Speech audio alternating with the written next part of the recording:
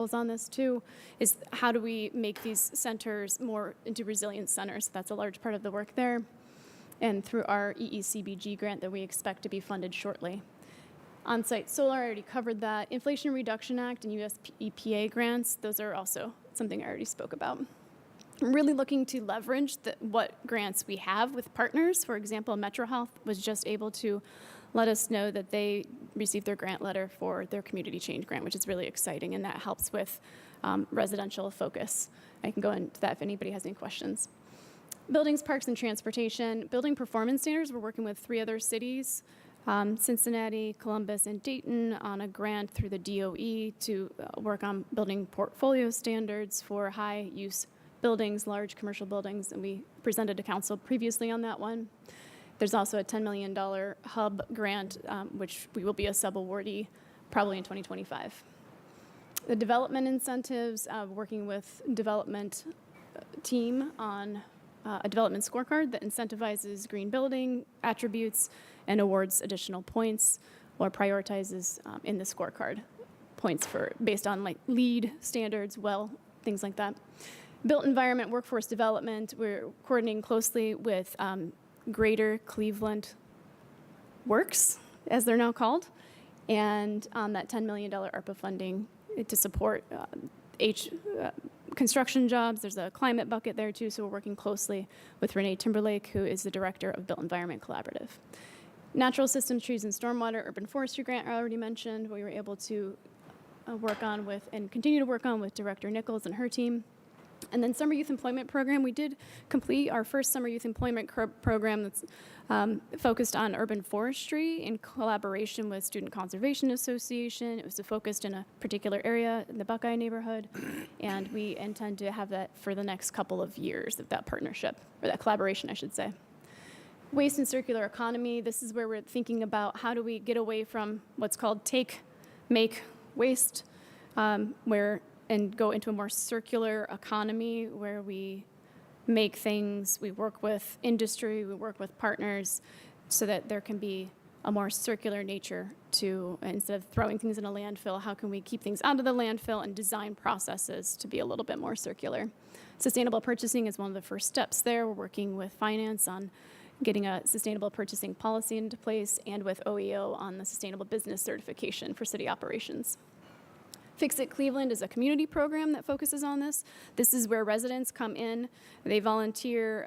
We support this along with Sears ThinkBox and a couple other partners like Cleveland Public Library in particular, and host workshops where residents come in, volunteer. For example, sewists or people who have sewing machines come in, and anybody can come. Residents bring their things that need to be repaired, and they can have them repaired. There's also bike-focused and electronics-focused workshops like this. So that's a really great and popular program. USDA Compost Food Waste Reduction Grant. This is a residential drop-off of compost of food waste to be composted into healthy soils locally and kept within the local market. They're just sharing some photos of a few things that we have in the center there.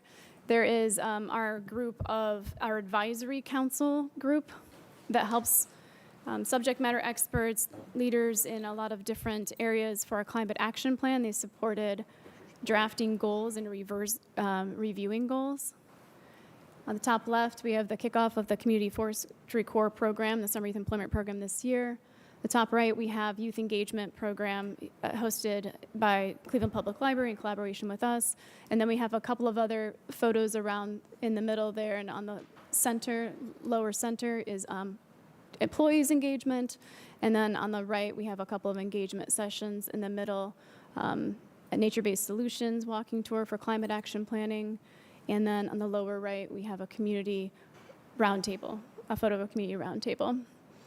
And on the left center and lower left is also our community roundtable. So they were held across the city, as I mentioned, in November 25th. And there we go. All right. Thank you, Director. Sure. I just have a couple of questions for you. Certainly.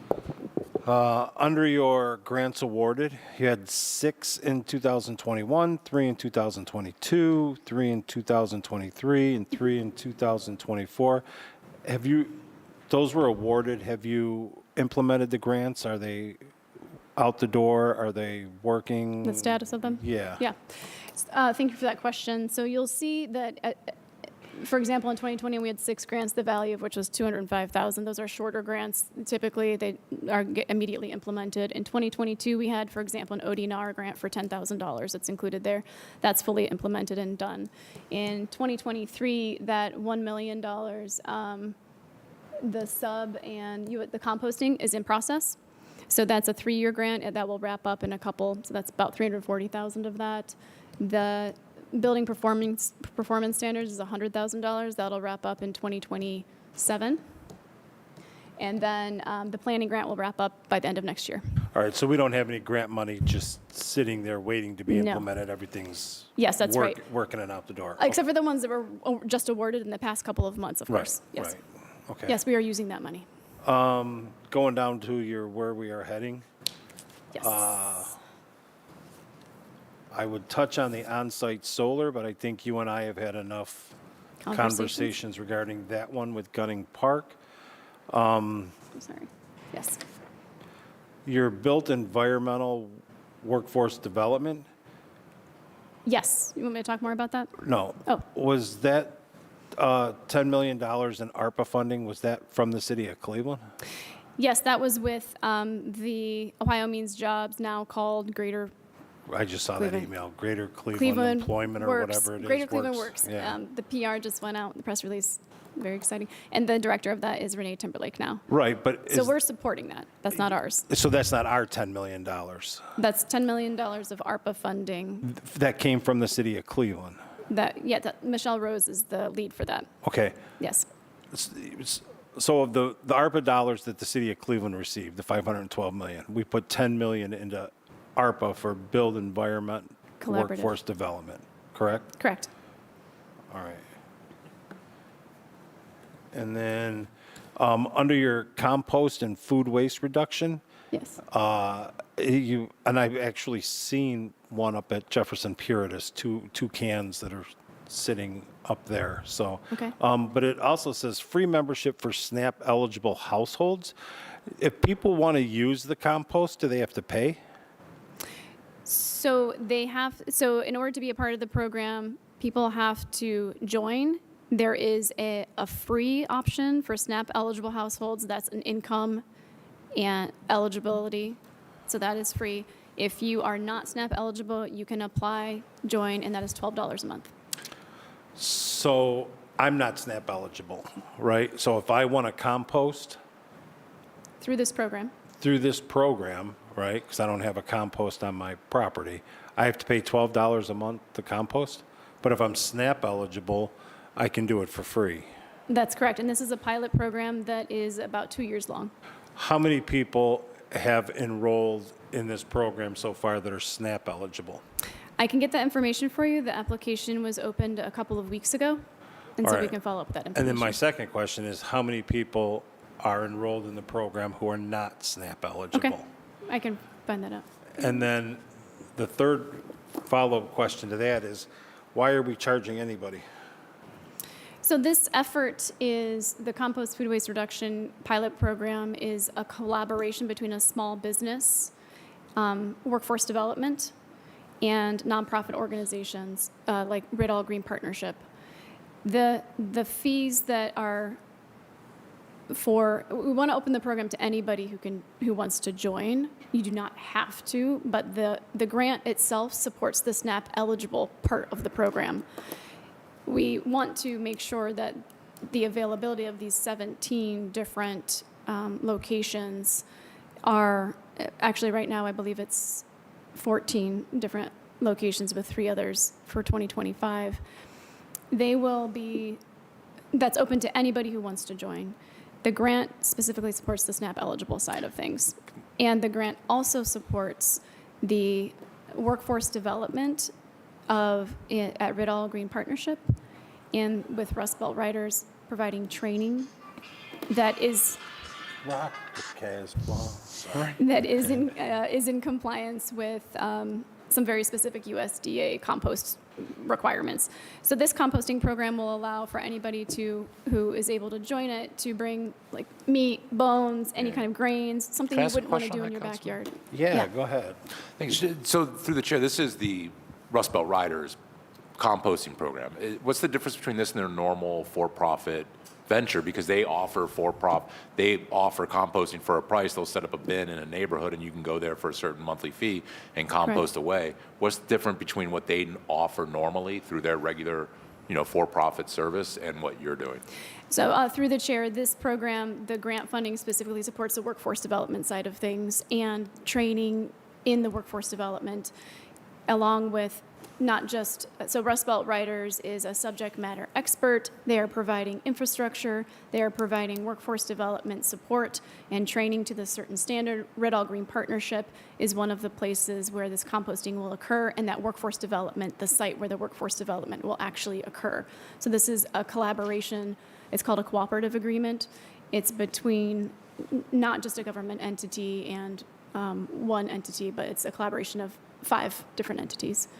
So this grant specifically supports that effort. Good. Sure. I've seen the 2 composting bins that are in my ward. What's to stop me from using them and not enrolling? To the chair, there is a mechanism where if you sign up for the program, there's a locking mechanism. So when you are part of the program, you have the code, and it changes on a monthly basis, I believe. I can get that information for you. Yeah, if you could. And then who's responsible for picking these bins up? That's Rust Belt Riders, to the chair. Okay. I don't have anything else. Do you, Councilman Harsh? I have a general question. Yeah. So through the chair to the director, so your department is 10 people, it's about $1 million a year, and you in turn secure over $3 million in grants this year, so there's value added, it's easily demonstrated, and there's another $21 million in pending grants from your department. So my question is, I know some city departments are largely funded on the staff side by grants that are secure. The Department of Health is a big example of that. They're largely financed through grants that they secure, and that pays a huge chunk of their staff. The money that you're securing through grants, is that mostly used for people in the department or working in the city for salaries, or is that money that is using materials and resources that are going out into the neighborhood? Or how are most of your grants, what is the share of your grant dollars that are spent on salaries for additional workforce versus like trees that can be planted in the neighborhood? Sure. Thank you. Through the chair, that I'm going to start off in our particular department. I will mention, without the grants that we actually pursued, a couple of these different resources that are in gray here are supported by other funding. Right. That's not included in the grants. Just so that's one support that we get for added capacity. Usually, it's also encouraging, a pipeline of sustainability and climate justice type workforce development, our own interns and fellows. This view right here, the majority of these dollars are for materials and resources that go out into neighborhoods. Of all of these grants in 2023 and 2024, there are, in 2023, the Reiki RECI grant is $100,000 that will support materials and some added capacity for building and housing. That's the building performance. But then in the other $3.4 million U.S. Forest Service, that does not have any personnel dollars in it. That is specifically for urban forestry efforts. So I'm sorry, through the chair. Yep. So does that mean, Director, that we're buying trees and planting them for free? Does this support our free street trees program, or? Yeah, through the chair, it supports planting, but also a lot of maintenance. I see. And for that would be done through urban forestry's requirement contracts. And so through the chair, are you getting grant funds that you're then able to share with urban forestry? Yes, Or, yes, I see. through the chair, that's exactly correct. Yeah. Yeah. So we really, in our office, try to be additive to the normal operating business of our peers, while also embedding and offering resources to help achieve our climate action goals for the community. I ask this, Mr. Chair, because there are people in my ward who will ask what your department does, and they would Sure. believe that it is just a pyramid scheme of salaries. People getting paid to do things, that get more money to get more people paid to do things that don't actually translate into the neighborhood. And I would like to be able to tell them the tangible benefit of your department is the trees that got planted along whatever That is road, correct. or the installation of, you know, The please understand my physical- ward. When people ask if all this environmental money is just being wasted on salaries, I would like to be able to tell them here are the absolute results of the department. And if you can, you know, provide some of those examples, it doesn't have to be in Ward 13, but if there are, you know, tangibles in Cleveland that I can turn around and say, no, that department did this, Okay. that'd be really helpful. 'Cause Sure. I have Absolutely. a lot of those folks in the neighborhood. Director, can you. you provide the council with accomplishments for 2024 overall, and then per ward? Anything that you've done, Anything that we can do per ward. if we anything can that just you track have that done way. per ward? And the tree planting thing that Councilman Harsh was just talking about, that's citywide, correct? Yes, that's citywide. Okay. That is correct. All right. You have anything else? Nope, that's all. I don't have anything else. Thank you, Director. We appreciate your time. Thanks for coming over and playing on your phone. And I know what you're doing. I'm just kidding you. All right. All right. This committee of the whole is adjourned. Thank you. Thank you.